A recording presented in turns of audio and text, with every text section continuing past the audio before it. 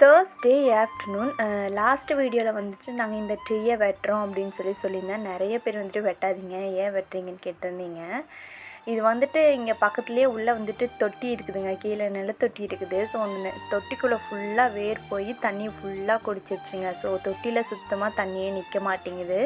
இந்த மரத்தை வெட்டிட்டு மரத்தை அப்படியே தோண்டிட்டு போய் வேறு பக்கம் வச்சுக்கலாம் அப்படின்னு சொல்லிட்டு வெட்டியாச்சுங்க. இனி ஜேசிபி வந்தால் தோண்டி கொண்டு போய் வேறு பக்கம் வச்சுருவோம். அப்படி இல்லைன்னா அதை தோண்ட முடியலன்னா ஒரு புது மரம் தான் வாங்கிட்டு வந்து வைக்கணும். எனக்கே ரொம்ப ஒரு மாதிரி அப்செட்டாகவே இருந்துச்சு. ஏன்னா அது இவ்வளோ நாள் பார்த்துட்டு திடீர்னு அந்த மரம் இல்லைங்கும்போது ரொம்பவே ஒரு மாதிரி இருந்துச்சுங்க. சரி, ஓகே, எவ்ரிதிங் இஸ் ஓகே அப்படின்னு சொல்லிட்டு வந்தாச்சு.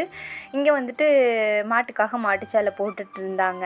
சரி, ஓகேன்னு சொல்லிட்டு நானும் வந்து பார்த்துட்டு இருந்தேன். என்னோடய ஹஸ்பண்ட் லைட் செட்டிங்கெல்லாம் பண்ணிகிட்டு இருந்தார். ஏன்னா அப்போவே கையோட எல்லா வேலையும் முடிச்சிட்டா தான் முடிக்க முடியும், விட்டோம்னா அது அப்படியே நின்றுன்னு சொல்லிட்டு லைட் மாட்டிகிட்டு இருந்தார். இங்கே மாடு கட்டுறக்காக கல் எல்லாமே தோண்டி வச்சு இந்த மாதிரி தாங்க பண்ணிகிட்டு இருந்தோம்.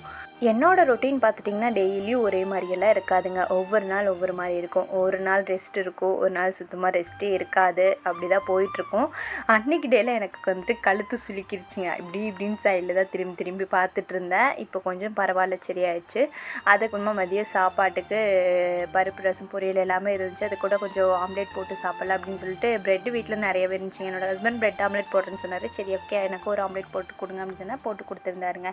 எனக்கு வந்துட்டு ப்ரெட் ஆம்லேட்டாக போட்டு சாப்பிட்டா பிடிக்காது, ப்ரெட்டை டோஸ்ட் பண்ணி சாப்பிட்டா தாங்க பிடிக்கும்.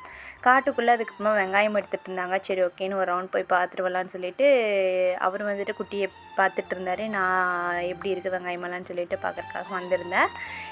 வெங்காயம் ஒரு 15 சால் எடுத்தாங்க. எடுத்து முடிச்சுட்டு ஒரு 4 நாள் நல்லா மழை பெஞ்சுது. அதுக்கப்புறமா இப்போ தான் அரிஞ்சிட்ருக்காங்க.